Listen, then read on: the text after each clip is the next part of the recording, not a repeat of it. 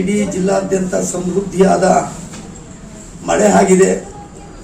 ಆದರೆ ರೈತರಿಗೆ ಪೂರಕವಾದಂಥ ಗೊಬ್ಬರಗಳು, ರಸಗೊಬ್ಬರಗಳು ಸಿಗ್ತಾ ಇಲ್ಲ.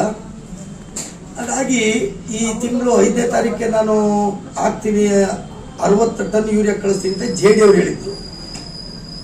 ಆ ಜೆ ಡಿ ಅವರು ಹೇಳಿದರೆ, ಈ ಹೇಳಿ ಅವರು ಕೇಳಿದರೆ ಈ ಸೊಸೈಟಿ ಮೇಲೆ ಅವರು ಇಲ್ಲದ ಆರೋಪಗಳು ಮಾಡ್ತಾರೆ, ಅವರ ಲೈಸೆನ್ಸ್ಗಳು ತೆಗಿತೀನಿ ನಾನು, ಅವ್ರು ಇಡಬೇಕಾಗಿತ್ತು ಅಂತ. ಅವ್ರು ಇಂಡೆಂಟ್ ಕೊಟ್ಟಿಲ್ಲ, ನಾವೇನು ಮಾಡೋಣ ಸರ್, ನಾವು ಇಂಡೆಂಟ್ ಹಾಕಿದ್ದೀವಿ. ಆಮೇಲೆ ಅಲ್ಲಿ ಕಂಪ್ನಿಯವ್ರು ಕೇಳಿದರೆ MLA ಕಡೆಯಿಂದ ಹೇಳಿಸ್ರಿ, MP ಕಡೆಯಿಂದ ಹೇಳಿಸ್ರಿ ಅಂತಾರೆ. ಹಂಗಾಗಿ ನಾವು ಜೆ ಡಿ ಅವರು ಮತ್ತು ಹೇಡಿ ಅವ್ರಿಗೆ ಭಾಳಷ್ಟು ಸರಿ ಹೇಳಿದ್ದೀವಿ. ಹಂಗಾಗಿ ನಾವೆಲ್ಲ ಏನು ಬೇಕು ಅದಕ್ಕೆ ಸಾಧ ಬಾಧಕಗಳೆಲ್ಲ ಮಾಡಿ ನಾವು ಸುಮ್ಮನಾಗಿದ್ದೀವಿ ಅಂತೆಲ್ಲ ಆ ಇಂಡೆಂಟ್ಗಳನ್ನ ತೋರಿಸಿದ್ದಾರೆ, ಇಂಡೆಂಟ್ಗಳು ಹಾಕಿದ್ದಾರೆ, ಭಾಳ ದಿನದಲ್ಲೇ ಹಾಕಿದ್ದಾರೆ. ಆದರೆ ಈ ಪ್ರೈವೇಟ್ನವ್ರಿಗೆ ಹಾಕಿದ್ದೀವಿ ತಗೋಗ್ರಿ ಅಂತ ಹೇಳಿ ಸೊಸೈಟಿಯಾಗಿ ಹೇಳೋದು ಈಗ ಅಂತಕ್ಕಂಥ ಹೇಳಿ ಅವರು. ಆಮೇಲೆ ಅಲ್ಲೂ ಇಲ್ಲ ನೋಡಿ. ಹೀಗಾಗಿ ಗೊಬ್ಬರಕ್ಕೆ ಜನಗಳು ಮುಗಿ ಬಿದ್ದವ್ರೆ. ಹೀಗಾಗಿ ಈ ಸದ್ಯಕ್ಕೆ ಇಷ್ಟು ನಾಳೆ ನಾಡ್ದು ಇನ್ನು 4 ದಿನದ ಗೊಬ್ಬರ ಹಾಕ್ತಾ ಇದ್ರೆ ಈ ಭಾಗದಲ್ಲಿ ರೈತರುಗಳಿಗೆ ಆರಂಭ ಕುಂಠಿತವಾಗುತ್ತೆ. ಇದು ದೇಶಕ್ಕೆ ತುಂಬಲಾರದ ನಷ್ಟ ಅಂತ ಹೇಳ್ಬೇಕಾಗುತ್ತೆ. ಹಾಗಾಗಿ ಜೆ ಡಿ ಅವರಿಗೆ ನಾನು ಮೊನ್ನೆ ವಾರದಾಗೆ ಮಾತಾಡಿದ್ದೀನಿ, ಫೋನ್ ಮಾಡಿ.